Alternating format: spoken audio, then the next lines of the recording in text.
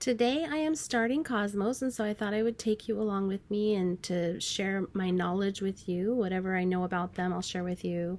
And I'm going to seed start them, so I've got my tray ready. And the seeds are pretty big, so you should be able to see me start them this time. So Cosmos are a beautiful filler flower. They're not large and they are kind of fragile, so you want to pick them at the right stage so that they add the most, give you the most time in a bouquet. So I use mine as a filler flower. I use it as an kind of an airy, just, I don't know, they're really pretty dainty flowers. They do come on tall stems, so you can get good height out of them.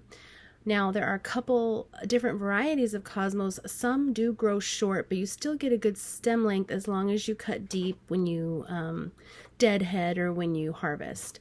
So I am starting one of the shorter varieties today, and it is called Rubenza. And I grew this one last year. It's kind of a burgundy, I think I would say, but it adds really well to any colored bouquet, I feel like, even though it's kind of a deep red. I feel like you can get away with using it as a neutral in a bouquet.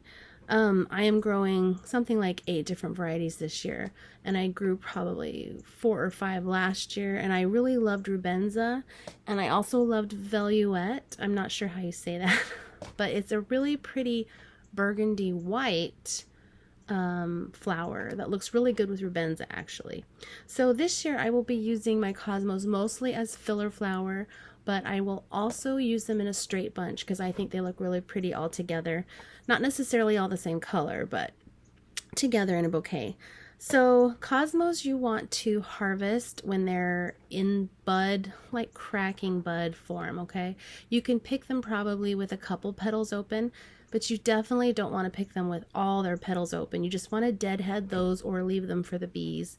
But if you leave them, you know, you won't get more flowers. So I tend to, as I'm harvesting, I cut out the things I can't keep just so I can keep those flowers coming all year round.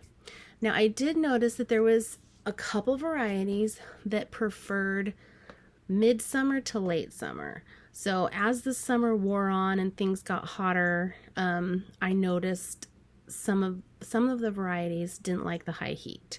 And one of those was Rubenza. So that's why I'm doing it now, because I want to get it out earlier than I get my other varieties, because I know it's going to fade after a while and I'm just going to pick it out. The other thing you want to know about Cosmos is that they do require some space. The shorter varieties, probably you could get away with like a 9-inch spacing. But those taller varieties, and it should say on the back of your seed packet how tall your plant gets. You want to check that. The taller varieties need a good foot, a definite foot of space, because they get monstrous. You will also want to net these. Last year I netted mine with 2 layers of netting, and they were spaced about a foot apart, and it's still, when the windstorm came, the Cosmos still knocked over. So I don't know if it's just that they're so heavy or what, because I didn't really have any problem with anything else knocking over last year. It doesn't create too bad of a situation because they aren't like snapdragons. They won't grow crooked if they fall over, but it's just kind of annoying to have them fall into your pathways in between your beds. So this year I'm going to net them. I will probably double net, and I will also corral them. Beyond that, I can't really do much else to help them out. So I'm going to do as much as I can to keep them growing straight. But nature will do what nature will do. So I'm going to turn this down so you can see my seed tray.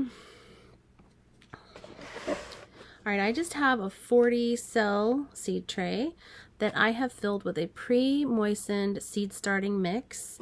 So it is wet but not dripping or soaking. I've got my tag here that says Rubenza, and it's got the date on it. I'm going to pop that in the corner. And then let me open this seed packet for you.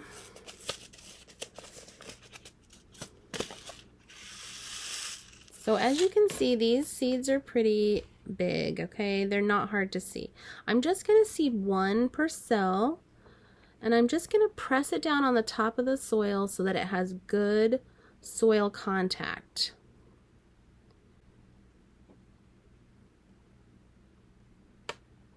If you notice, as these are germinating, that the soil surface is getting dry, just spray it down with a spray bottle and keep that dome lid on.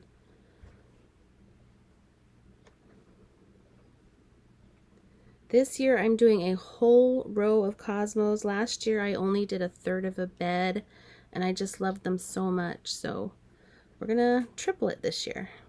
Cosmos do not like to be wet, so last year I noticed that because I had my Cosmos down at the bottom of a hill, that they were kind of sitting in water and they didn't like it very much. So this year I'm going to place them at the top of the hill so they stay a little drier.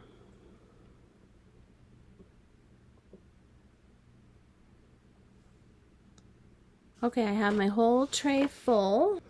Okay, I'm going to put a fine layer of vermiculite over the seeds, just enough to really cover it.